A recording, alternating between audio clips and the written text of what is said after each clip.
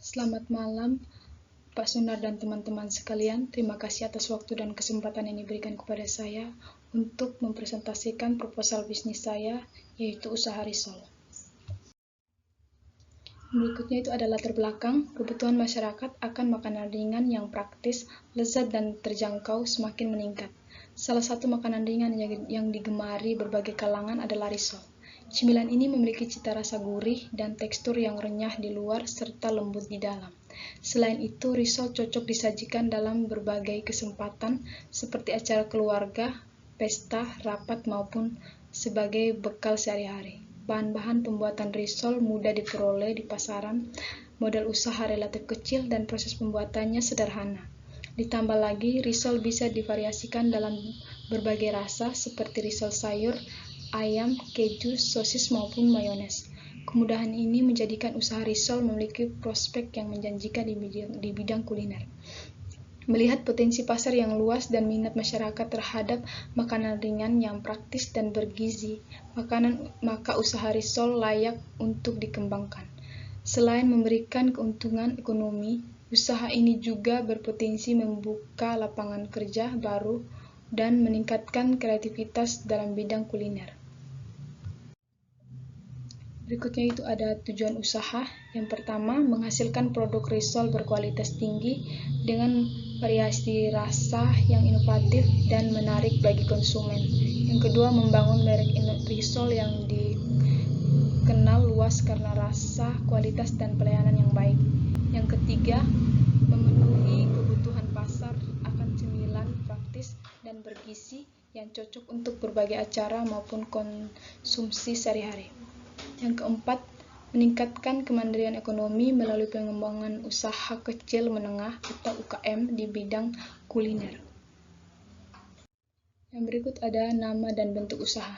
Untuk nama usahanya itu risol rumahan, bentuk usahanya perseorangan atau rumahan, jenis usaha kuliner atau makanan ringan.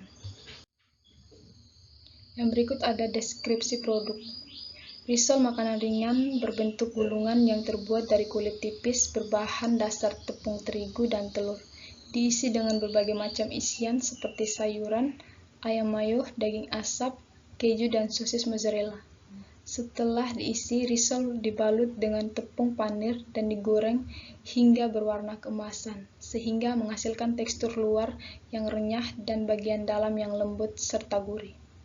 Untuk ciri khas produk, yang pertama itu kulit lembut dan renyah, yang kedua isi bervariasi, yang ketiga rasa gurih dan lezat, yang keempat bentuk praktis, dan yang kelima cocok untuk semua acara. Untuk keunggulan produk, yang pertama itu modal kecil untuk besar, yang kedua bahan segar dan tanpa pengawet, yang ketiga proses pembuatan mudah, yang keempat tersedia dalam bentuk siap saji, yang kelima harga terjangkau, dan yang keenam peluang pasar luas. Berikut ada analisis pasar.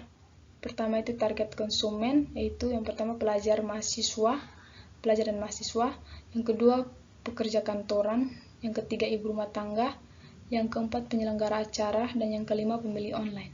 Berikut ada peluang pasar. Peluang pasar untuk usaha risol sangat besar karena risol merupakan cemilan populer yang disukai semua kalangan. Permintaan tinggi datang dari berbagai acara seperti rapat, pesta, dan arisan.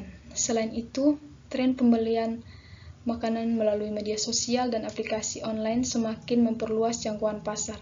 Dengan inovasi rasa dan harga terjangkau, risol memiliki potensi besar untuk terus berkembang.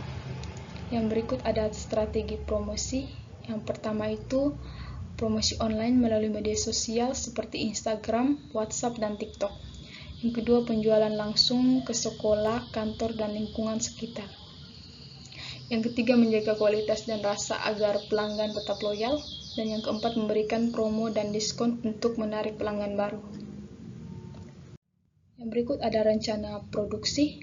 Yang pertama itu ada bahan baku utama, yaitu tepung terigu, telur, susu cair atau air, margarin atau mentega, wortel, kentang, bihun, dan ayam atau sosis mozzarella.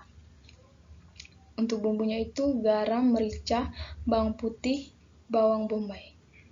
dan tepung panir dan minyak goreng. Berikut ada peralatan yang digunakan. Yang pertama itu kompor dan wajan, yang kedua panci khusus, yang ketiga blender dan pisau, yang keempat baskom dan spatula, dan yang kelima serok minyak, dan yang keenam alat pengemas atau slayer dan plastik kemasan. Berikut ada proses produksi. Pertama itu menyiapkan bahan dan membuat kulit risol. Yang kedua membuat isi atau rauget sayur atau ayam. Yang ketiga mengisi kulit dengan adonan rauget lalu digulung dan dilapisi tepung panir. Yang keempat digoreng hingga berwarna keemasan. Yang kelima dikemas untuk dijual langsung. Yang berikut ada analisis SWOT. Yang pertama itu kekuatan. Yang pertama rasa risol yang lezat, gurih, dan disukai banyak orang. Yang kedua harga terjangkau untuk semua kalangan. Yang ketiga bahan mudah didapat dan proses pembuatan sederhana. Yang keempat produk selalu dibuat segar dan higienis. Yang kedua ada kelemahan, yaitu daya tahan produk terbatas atau tidak tahan lama tanpa pendingin. Kapasitas produk masih kecil. Yang ketiga ada peluang, yaitu yang pertama permintaan tinggi terhadap makanan ringan siap saji. Yang kedua potensi pasar luas dari anak-anak hingga orang dewasa. Yang ketiga dapat dikembangkan menjadi bisnis online dan prestasi. Yang keempat ancaman. Pertama itu persaingan dengan produk sejenis yang sudah dikenal luas, fluktuasi harga bahan baku, telur, minyak, dan tepung. Risiko penurunan penjualan pada musim tertentu.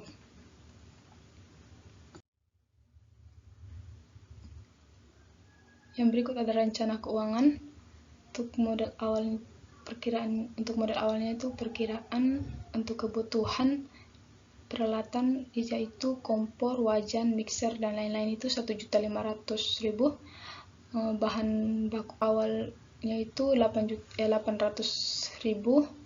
Kemasan dan label 300.000, promosi dan transportasi itu 200.000. Jadi total modal awalnya itu 2.800.000. Untuk proyeksi penjualannya, harga jual per risol itu 5.000, penjualan per hari 100 buah atau 2.500 buah per bulan.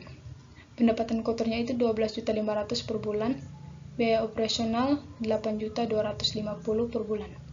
Untuk laba bersihnya itu 4.250.000. Berikut ada analisis kriteria investasi.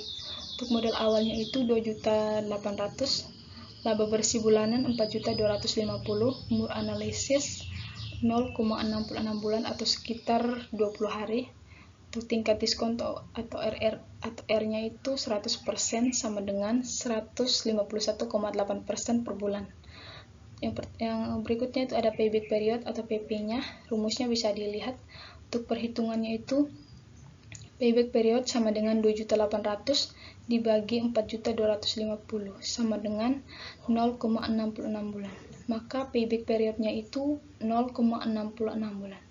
Artinya, modal usaha risol dapat dikembalikan dalam waktu sekitar 20 hari atau kurang dari 1 bulan. Berikutnya itu ada net present value atau NPV. Rumusnya bisa dilihat. Untuk perhitungan sederhananya, PV sama dengan total laba tahunan dibagi per 1 tambah R. PV sama dengan 51 per 1 tambah 0,10 sama dengan 51 juta per 1,10 sama dengan 46.363.636.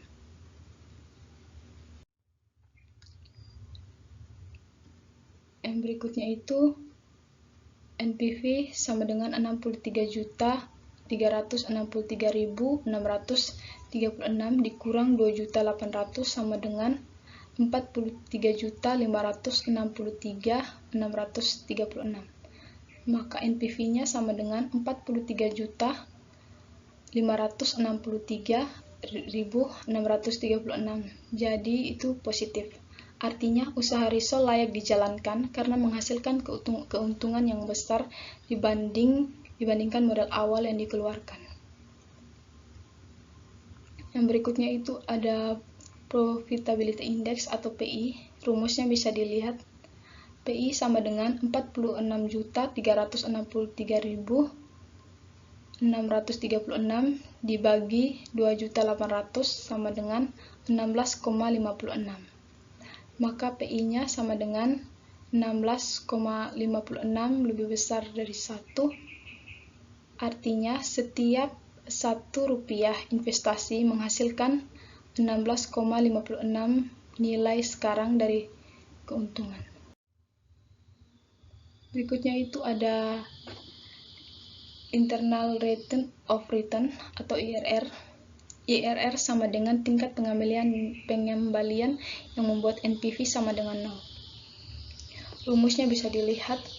Untuk mencari IRR dengan rumus IRR sama dengan total cash in kurang investasi awal dibagi investasi awal. IRR sama dengan 51 juta dikurang 2.800 dibagi 2.800 sama dengan 48.200 dibagi 2.800 sama dengan 17,21. Maka IRR-nya itu 17,21% per tahun, jauh di atas tingkat bunga 10%.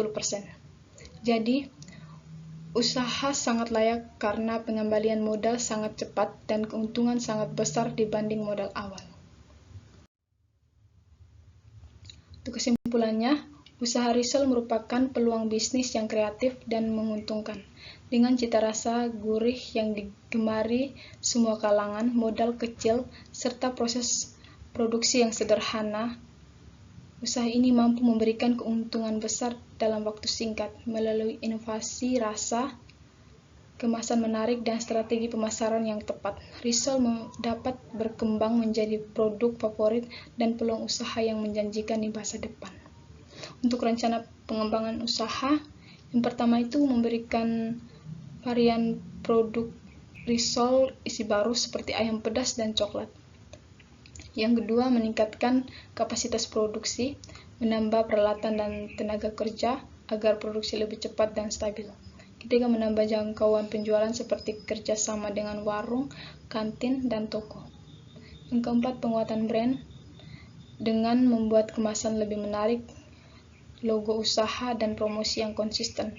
Yang kelima, membuka gerai kecil di depan rumah agar banyak dikenali oleh banyak orang. Baik, sekian dari hasil presentasi saya. Mohon maaf jika ada salah kata. Terima kasih dan selamat malam.